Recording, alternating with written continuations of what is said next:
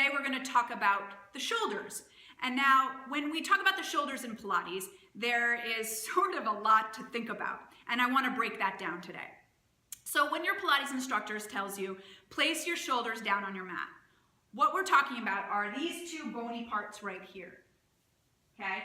That's what we mean about shoulders on the mat, okay? And these two bony parts are actually the tip part of your scapula, and your scapula is sort of this whole area, those two bones here, and that's the tip. And your bones attach to your clavicle in the front, so that's sort of your shoulder girdle, is your clavicle and your scapula behind you, okay? And your scapula glides on your rib cage, okay? So your shoulders and your ribs are also a part of each other, okay? Your scapula has a lot of movement to it, okay? Also part of your shoulders is the shoulder joint. And in your shoulder joint is where the arm moves, okay? And the arm attaches to the scapula and clavicle through your rotator cuff muscles. And so there's a lot of movement there because there really isn't any bones keeping it together. It's all sort of muscles and ligaments and stuff. So there's a lot of movement, which means there's also a lot of stability. And a lot of us don't know how to properly stabilize. So that's why we see a lot of shoulder injuries. And we're also not using the proper muscles, which is what I want to show you today. So if we think in terms of the scapula movement on the rib cage, okay, the scapula can move up and down. It can elevate and depress. And see how the scapula is just sliding up and down on my rib cage. Okay, so if you were to look in the front, my shoulders are going up and my shoulders are going down, okay? If we think in terms of muscle movement, well, my traps, those are here. My traps help pull those shoulders up and other muscles, but I'm simplifying this. And then if I think about pulling down, well, pulling down comes from these muscles here, pulling down my scapula, okay? So when your Pilates instructor tells you pull your shoulders down, you don't want to just yank them down. You want to be mindful about it. Use your back muscles to pull those shoulders down, okay? So your shoulders can also protract and retract. So I want to do this in terms of my arms, okay? So if my arms reach towards you, they're protracting. If my arms move away from you, they're retracting. So I love this movement so much because when you think about your arm movement, you want to think about it coming from your back, right? Your arms are coming from your back, okay? And that can alleviate a lot of pressure off those rotator cuff muscles. So if I do that again and really think in terms of my back muscles, those muscles that are attached to the scapula, okay? So if I protract, okay, if I protract, my muscles on my clavicle are sort of the ones pulling, so that's all part of my shoulder, right? And then if I retract, I want to take those muscles sort of in between the scapula, in between or lower down. I want to use those muscles to pull back. So I'm going to protract and I'm going to retract. Protract, retract. And now I'm exaggerating this, so when I exaggerate it, look what happens. My shoulders also elevate, so a lot of muscles here are being used. And then when I retract, these muscles have to be used too. Those are the muscles that pull your shoulders down, which I talked about in that first movement, okay? And then your scapula also rotates, okay? So if I think about those bony parts, my bony parts will rotate up and down.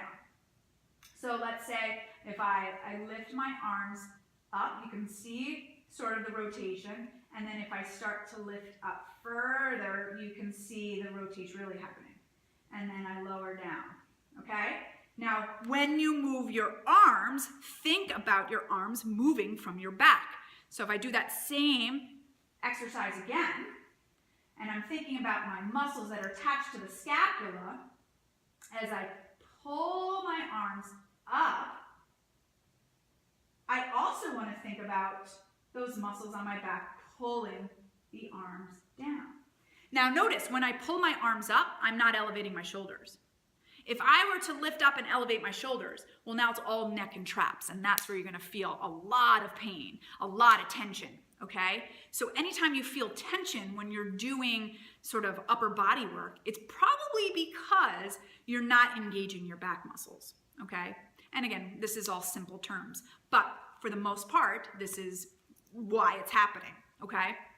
So let's say I lift my arms up like I did before. In order to keep my shoulders from elevating up, I have to use those muscles to pull the scap down, which I told you in that first exercise. So if I take the serratus and the lower traps and I pull my shoulders down, that all came from my back.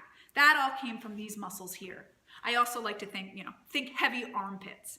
If I lift up and you think, all right, I want to get my armpits heavy, I want to pull my armpits down, that's those muscles there. So you really want to use your back muscles anytime that you work your arms, okay?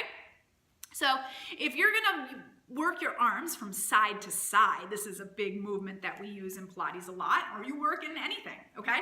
So if I just lift my arms up, right? Well, I'm pretty much right now hanging on my rotator cuffs, on my shoulder muscles, okay? And then lower down, and I have no power. You can even see when I lift up, there's just no power, and lower down. But now I wanna work with intention, right? I want to initiate my movement properly. So let's have a starting position that's proper. So I'm gonna lift my arms up. Now I want you to imagine your arms kind of hanging out on a shelf, okay? So when they hang out on a shelf, notice my droopy elbow here? I want to lift my elbow up so my elbow is in line with my shoulder. So in order to do that, my elbows have to face the back of the room, okay? Now, in order to do that and not elevate my shoulders, what do you gotta do? Right, you gotta use your back muscles here, right? So if I lift my elbows up, I pull my shoulders down, all right?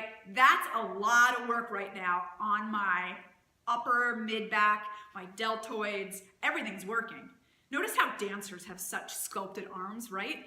They're always in this position, okay? They're not just hanging out.